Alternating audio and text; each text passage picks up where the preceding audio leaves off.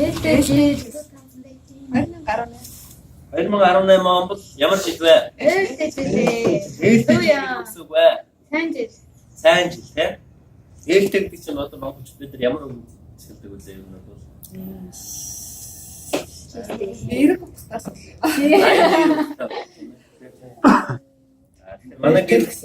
Манай гэрүүдэд нэгэн уламжлал байдаг. Тэрийг хэлсэн яг он солигдож байгаа торгон агш нь 12 сарын 31-ний оройн 12 цагт яг ерөнхийлөгч үг хэлээд үг хэлсний дараа төрийн дуулалт явуулдаг шүү дээ. Яг тэр төрийн дуулалтад авцуулаад бид нэр гэрүүлээрээ нэг тэнд байсан ч хаач явсан бид нэр гар гараасаа бариад хамтдаа залбираа яг тэр он солигдох хүчийг хамтдаа одоо залбирч бид нэр он гаргадаг. Залбирт болсныхаа дараа Пасха тулгам.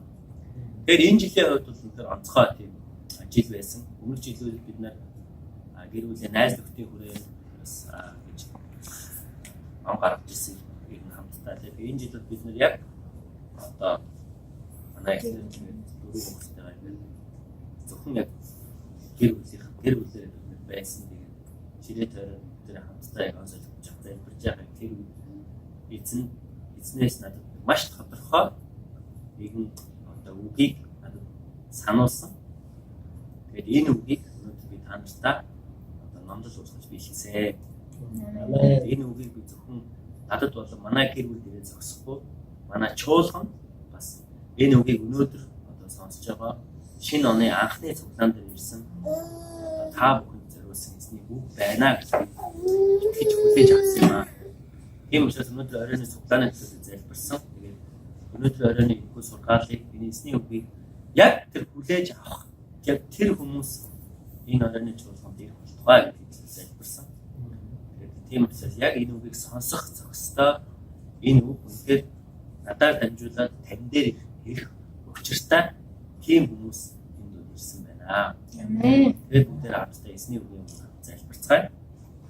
Их эзэн минь өнөөдөр таны үгийг алдаа мартахгүй үнэн зөв бас таны ариун хүчний туслахад амжуулах та нас тачиг залбирч таны үгийг сонсох зохистой энд ирсэн байна.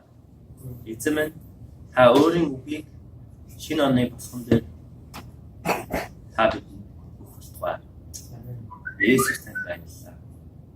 Бид өнөөдөр таны үгээр дамжуулж 18 оноо бүхэлд нь харахыг хүсэж байна.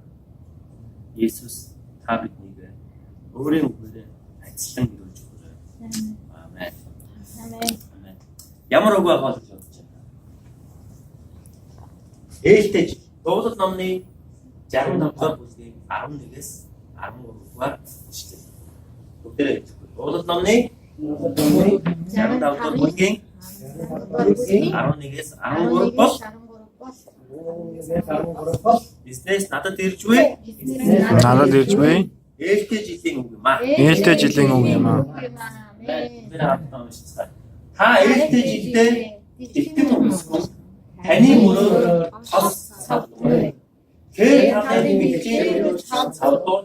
Толгод баяр баясгалангаар нүгэй хонь сүрэн дүмж хүндийн үрээрээ чичээ.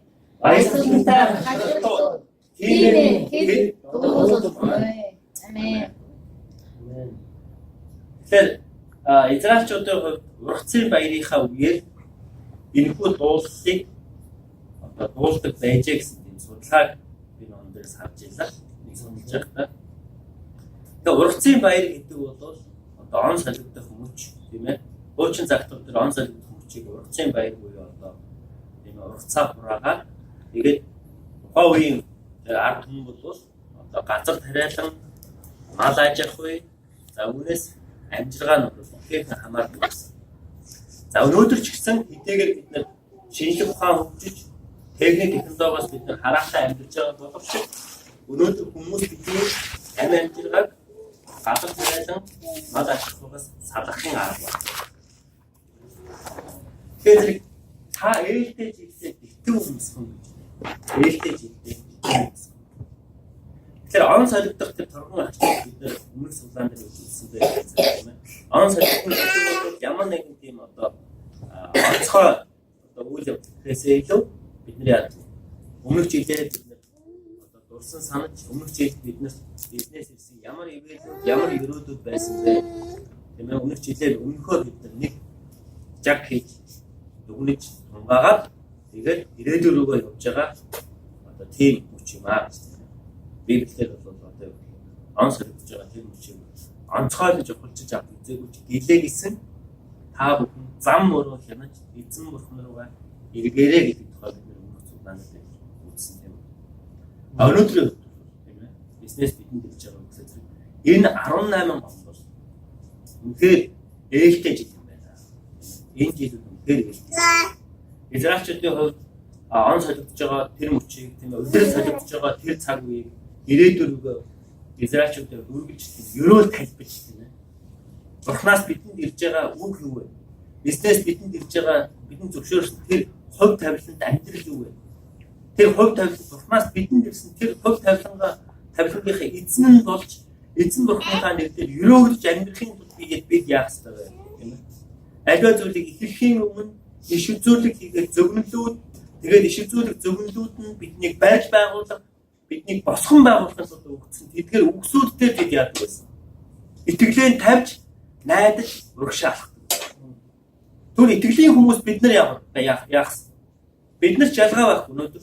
Библиэлд бичигдсэн тэдгээр Бурханаас бидэнд өгж байгаа биднийг урамшуулах, босгон байгуулах, барьж байгуулах, заах, чиглүүлэх эдгээр үгсэд бид нар анхаарлаа хандуулж тэгээд миний ирээдүйд юу байгаа вэ? Бурханаас надад ямар хувь тайлбарт амьдралыг өгсөн байгаа вэ? Түүн рүүгээ бид хараагаа бэлчээж бид ирээдүйдээ ерөөл тавих ёстой. Амен. Тийм учраас 18 он бол миний хувьд ээлтэй жил байх болно гэж бид нэр ерөөл тавьцгаая. 18 он бол бидний хувьд үнэхээр ээлтэй жил байх болно. 18 он бол монголчууд бидний хувьд монгол үндэстэн бидний хувьд үнэхээр ээлтэй жил байх болно. 18 бол миний эх орны маань хувьд үнэхээр ээлтэй жил байх болно. Энэ 18 энэ гарч буй шинэ он бол гадаадд оршин сууж байгаа монголчууд бидний хувьд үнэхээр ээлтэй ерөөлтэй жил байх болно. Энэ 18 он бол онцгойлон Америкт сууж байгаа, онцгойлон Вашингтон DC орчимд амьдарч байгаа, онцгойлон Монгол чуулганд хамраж байгаа бид бүгдийн хувьд үнэхээр ээлтэй ерөөлтэй жил байх болно. Амен. Энэ 18 он бол миний гэр бүлийн надтай хамааралтай миний хайртай дотны хүмүүсийн маань үнэхээр ерөөлтэй, ээлтэй жил байх болно.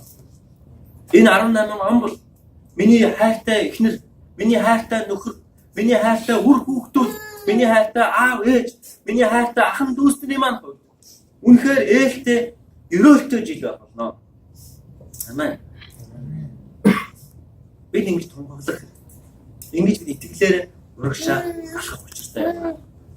Бурханаас бидэнд өгж байгаа энэ цаг мөчөөс бид нар айж, имэж яах вэ? Юу болох вэ? Ингээд он гарлаа. Одоо бид нар яах вэ? ертөнц дэлхий биднэрт яадаг вэ? Бид нар байнгын сөрөг мэдээллүүдийг биднэрт өгч идэв. Харин тэгвэл тэр бүдийн эсрэг бид нар сөрж бидний итгэлээрээ зогсох учиртай. Амен. Таны хувьд ээлтэй жил байна. Таны санхүүгийн ээлтэй жил байх болно гэж би танд ерөөлийг талж байна. Бидний санхүүгийн амьдрал, бидний нөхцөл байдал, бидний ажил, амьдрал, бидний карьер, бидний бизнес, бидний гарын хийж буй зүйлсүүд үнэхээр ерөөлтэй байх болно. Бидний орлого одоо өмнө нь өгчээсээс 2 дахин илүүгээр өрөөгдсөн байх болно. Амен. Амен. Оны өмнө бидний итгэлээрээ тунгаглаж бид нар Бурхны өмнөрөө залбирanгуй хэрэгтэй. Та хичнээн санхүүгийн хямралтай байж болно. Хичнээн хэмжээний үр зарлагтай байж болно. Гэхдээ би танд хэлье. 18 он бол та өрөөн барагдуулсан тийм жил болно. Амен. 18 он таны эрүүл мэндийн хувьд ямар жил байх вэ? Үнэхээр бидний эрүүл мэндийн хувьд Бурхан эзнээс авсан тэрхүү ерөөлөөр эдгэрлэр бид нар дахин сэргсэн, шинжлэгдсэн тийм жил байх болно. Бурхан бидэнд хүч чадлыг өгдөг. Эзний үг чиний ясан дах амин дэм гэж Библиэд хэлсэн байдаг. Бурханы үг бол бал бурам юм гэж хэлсэн байдаг. Хүн зөвхөн далхаар биш, харин Бурханы үгээр амьдрах болно гэж Библиэд хэлсэн байж байна. Бид Бурханы үгтэй ойрхон байж бидний эзний зам мөрөөр явахаас таны эрүүл мэндээр хүртэл Бурхан эзний ерөөл орших болно. Та эзний нэрээр эдгэрэх болно, та эзний нэрээр тэнгэрэх болно, та хүч чадлыг авах болно, таны өвчин эмгэгүүд ялаарч болно. Таны эргэн тойронд байгаа өвчтэй эмгэгтэй хүмүүстээр та гар тавин залбирахад тэдгээр хүмүүс эдгэрэх болно ахын дүүсээрээ. Яагаад гэвэл бид нар Христийн нэрээр дуудагдсан эзэн Бурхны нэрээр бид нар явж байгаа тийм хүмүүс. Есүс Христийн нэрээр явж байгаа хүмүүс бид нар. Христчин гэдэг хүн бол эзний нэрээр явж байгаа Христийн тосолгоог өөртөө авсан тийм хүнийг хэлж байгаа. Эзэн надад хүч чадлыг өгч түүгээр би бүхнийг хийж чадах болно гэж бид нар хэлсэн байна. Тийм ээ, түүгээр та бүхнийг хийж чадах. Та итгэлтэй байх болно. Таны залбирсан залбирлууд эзний нэрээр эзний хүслийн дагуу өрөөгдсөн байх болно. Залбирлын хариултуудыг та авсан байх болно.